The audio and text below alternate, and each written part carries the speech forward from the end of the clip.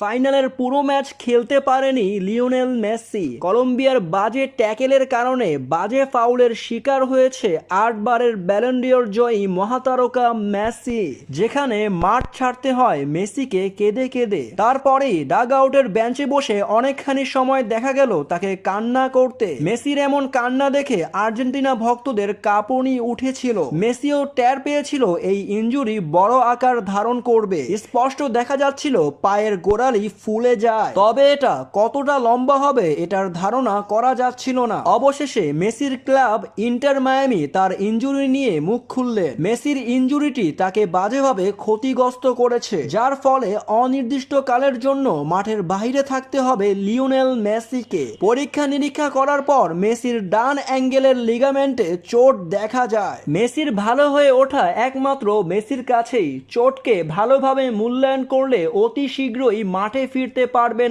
আমাদের মেসি।